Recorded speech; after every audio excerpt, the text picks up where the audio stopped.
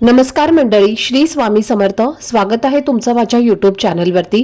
आजचा दिवस तुम्हा सर्वांना खूप छान, सुखाचा, आनंदाचा आणि समाधानाचा जाऊ देत, हीच मी स्वामींच्या चरणी प्रार्थना करते आणि आजच्या या नवीन व्हिडिओला सुरुवात करते.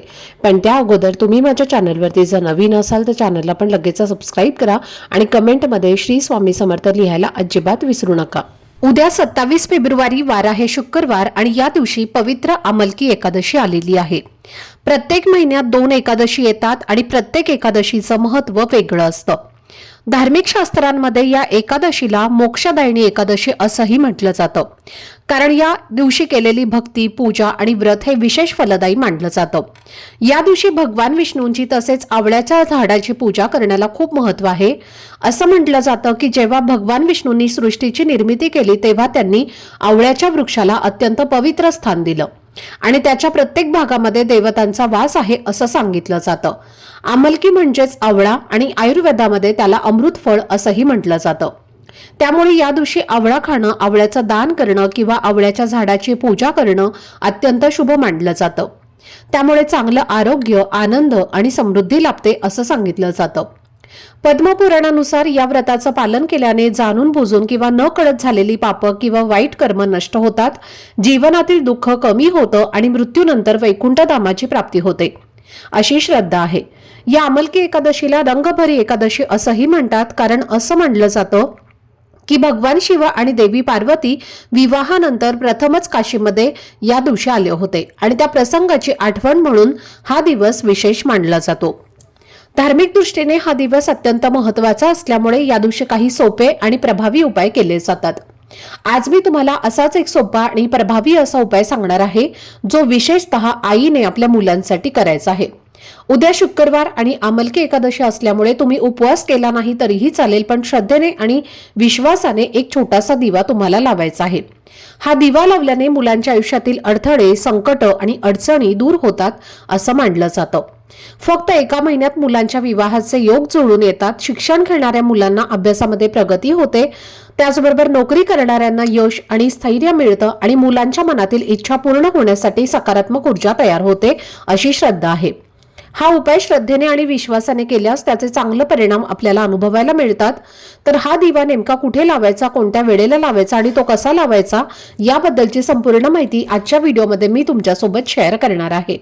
त्यामुळे व्हिडिओ हा स्किप न करता शेवटपर्यंत नक्की पहा, जेणेकरून तुमच्यापर्यंत योग्य ती माहिती पोहोचेल.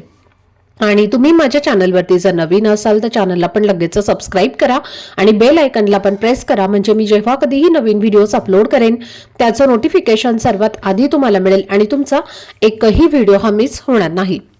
तर आजच्या या व्हिडिओमध्ये तुम्हाला मी जो उपाय सांगणार आहे तर हा उपाय अतिशय प्रभावी आणि विश्वासाने करण्यासारखा आहे आणि हा उपाय शिवपुराणामध्ये सांगितलेला असल्याची धार्मिक परंपरेमध्ये मान्यता आहे.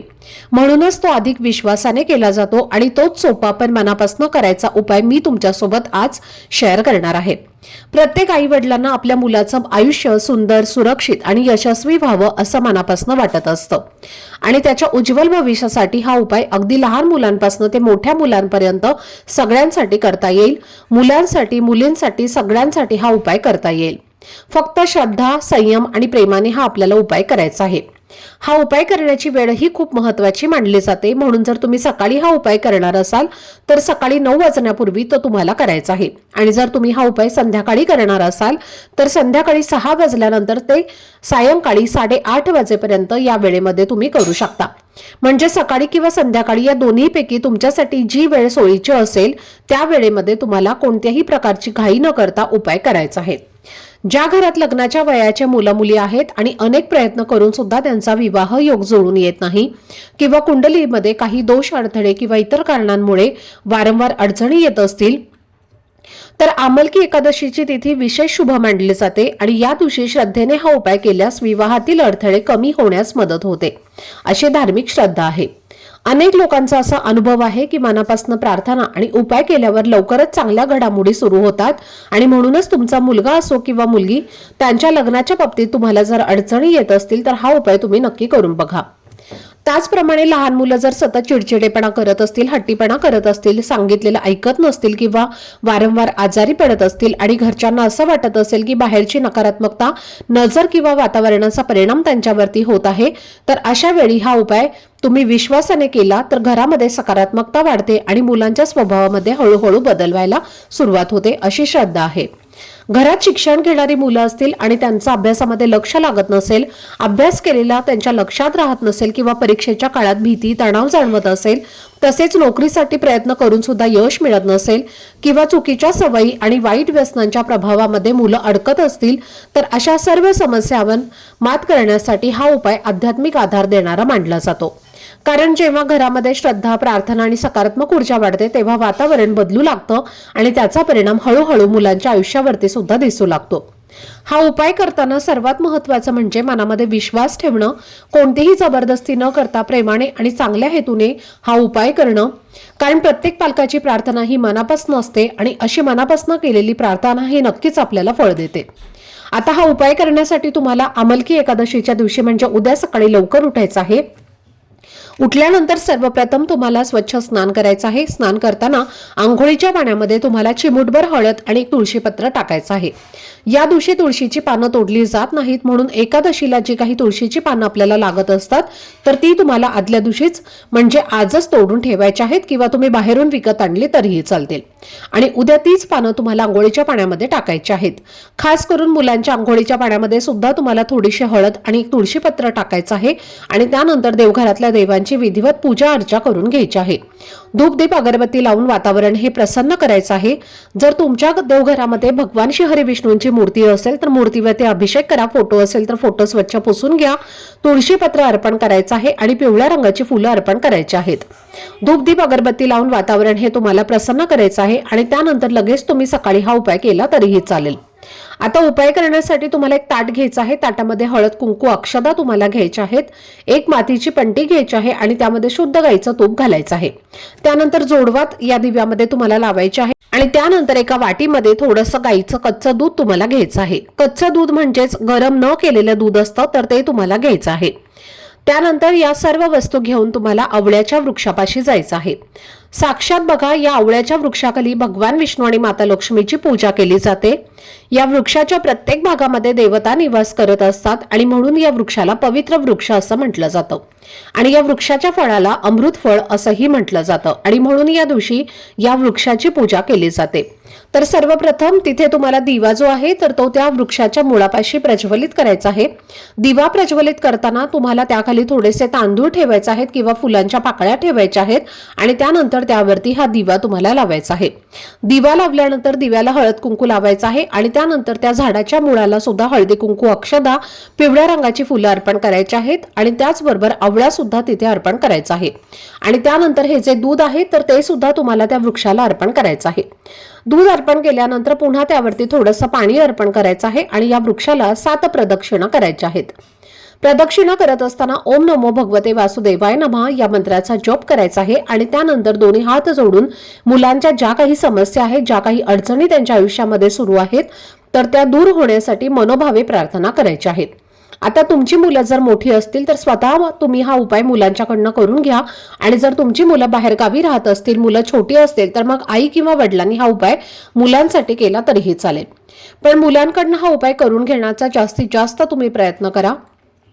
धार्मिक श्रद्धेनुसार जर आमलकी एकादशीच्या दिवशी या आवळ्याच्या वृक्षाची जर आपण भक्तीने, श्रद्धेने जर पूजा केली तर भगवान श्री हरी विष्णू हे आपल्यावरती प्रसन्न होतात आणि त्यांचा विशेष आशीर्वाद हा आपल्याला प्राप्त होतो. तसेच या दिवशी या झाडाची पूजा केल्याने सर्व पाप नष्ट होतात आणि त्याचबरोबर तुमचं जीवन हे आनंदानं भरलेलं राहतं. तसेच भगवान विष्णूंच्या आशीर्वादाने घर नेहमी अन्न आणि संपत्तीने भरलेलं राहतं आणि या आमलकी एकादशीच्या दिवशी आवळा खाल्ल्याने, आवळ्याचं सेवन केल्याने सर्व रोग आजार जे आहेत तर ते सुद्धा दूर होतात. तसेच या दिवशी आवळा दान केल्याने जीवनातील सर्व अडथळे दूर होतात असं सुद्धा म्हटलं जातं. त्याचप्रमाणे आमलकी एकादशीच्या दिवशी तुळशीची विधिवत पूजा करून तुळशीला आवळे अर्पण करावेत. कारण तुळशीला साक्षात माता लक्ष्मीचं रूप मानलं जातं आणि जिथे लक्ष्मी असते तिथे भगवान विष्णू हे स्वतः निवास करत असतात.